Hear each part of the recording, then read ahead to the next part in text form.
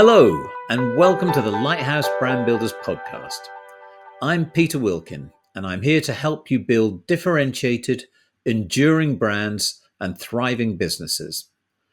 It's not really a podcast. It's more a series of strategic insights, stories, and secrets of success from a lifetime's career in advertising, brand consulting, and change management.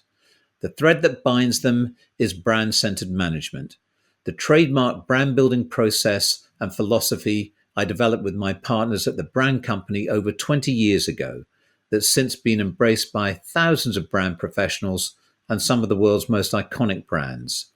The 4Ds process and brand DNAs have become well known in brand strategy circles. The focus here is practical advice you can apply straight away to your business. It gives you a glimpse inside the Lighthouse Brand Strategy Academy, our online coaching program, where we aim to democratize effective brand strategy. So come with me, take a step inside the virtual lighthouse. Welcome.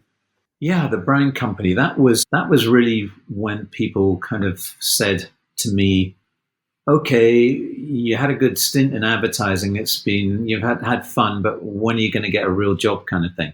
And I did have a huge amount of fun in advertising. It was a great run. But at the end of it, and I was, nearly 40, it's a young man's industry. I'd hit my glass ceiling of incompetency. I'd had a huge amount of fun and enjoyment running agencies when they were relatively small agencies, and Gladwell has this number of like 120 people where you can have nodding acquaintances with and know. And so those were great. You worked with your creative people, your team, you worked closely with your clients, your customers. You had your hand on the paintbrush, as it were. You made a difference. And I really enjoyed those. You were at the coalface. As head of BBDO Asia Pacific, it was rewarding in many ways, but it was different. And there was a lot of massaging egos and thinking you were important, flying around the world and spending 297 days of the year on a plane outside of the world and pressing flesh and visiting 3 countries in a day and stupid things like that made you feel much more important than you were. And you were removed from the day-to-day action of developing creative ideas and strategies that built your clients' businesses. So I was kind of reminded of that. And then there are always trigger events. And this event was 9/11. And basically everyone had a reappraisal of their values. Advertising collapsed again. Advertising and champagne sales, the minute there's a global crisis, they're the first to kind of suffer. And it forced a reappraisal. And I had been thinking about doing something different, setting up my own business. People have been saying you really should be running your own business for some time. And I've partnered with a couple of fantastic partners. The young Hong Kong Entrepreneur of the Year, a guy called Ian Henry, who made himself kind of multi-squillionaire at the age of 26 on the back of China.com and lost most of it by the age of 28, as entrepreneurs tend to do.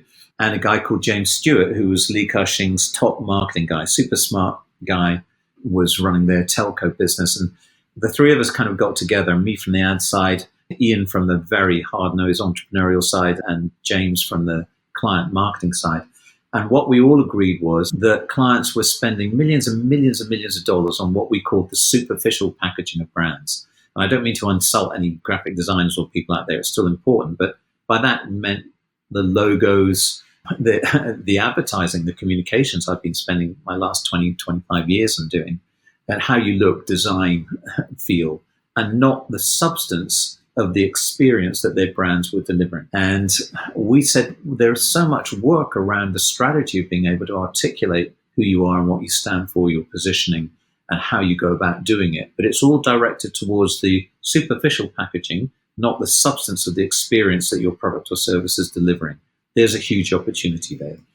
And that's how we formed the brand company. And we basically said, we're going to articulate this. We ended up calling it the brand-centered management approach, the heart of which was your DNA. Way before Simon Sinek was talking about the why, we were defining the key components of your DNA. And it started with your role, why you exist beyond making money to service your clients, and who those clients are, and what your overarching promise or commitment is to them. And is it a relevant promise? Is it meaningful to them? Is it compelling? Does it interest them? Does it differentiate you from your competitors' promises? And above all, can you deliver against it? Is it credible? And if you're doing all of those things, you can build an incredibly strong brand and business. And once you've delivered that promise, what's the benefit they derive from it? How do you go about delivering it? Your culture, the way in which you do it in a different way, and what icons or attributes you've got that can invoke the whole image. And those kind of components formed your brand DNA. And that became the heart of the brand-centered management process. So we look back and eventually in the brand company, I look back now 20 plus years on, and we were one of the very first pioneering strategic brand consultancy. And it was really a change management organization from a brand perspective, not what most people think branding agencies are. So we started this, and do you have any regrets and do you think about this? So if you can imagine, I went from kind of this very prestigious position, if you like, running the number one top creative agency in the fastest growing region of the world. And I gave up my kind of Gordon Gekko power office, 20 stories up in this Hong Kong high rise, and swapped it for this low basement, dark little room with 3 little windows at the top where ironically you could look up at these tall buildings and see where you'd come from, and given back the keys to the company Porsche, was catching the bus in and sitting there with our assistant and the 3 of us thinking, what the hell have I done? I've got a wife, 2 sons, a hefty mortgage, and we're betting the house on this. And I guess that is the entrepreneurial spirit that so many of your listeners will relate to. But you do have doubts. And my God, I was thinking, have I been nuts to do this? But then, very quickly you find, no, there's an appeal for this and it's really going to work. And we were lucky. We got traction really quite quickly. So, as the head of the top regional creative agency in the world, I would find it difficult to get in front of the CEOs of the large companies, because we even then were dismissed as just the guys that do the ads, go and see the marketing people. And the marketing people weren't even at the table. But as a head of this tiny little startup specialist brand consulting company, I could get to see the head of the biggest property development company in the world, Sun & Kai Properties. And we ended up winning them. It took 18 months of wooing, but my first client was that, IFC Tower 1, which was then the tallest building in the world. It was a 17 billion Hong Kong dollar project, one of 17 that they had on the go. And before we knew it, this really resonated. And we were working with Swire Properties, with Cathay Pacific, with Hong Kong Trade Tourist Board, with Lane Crawford, which was their top fashion retail outlet, Shangri-La Hotels, AIA, AIG. Suddenly it really. So yeah, that was how we got started. Let's not kid ourselves. I mean, the ad world was a ruthless world. It was a shark eat shark world.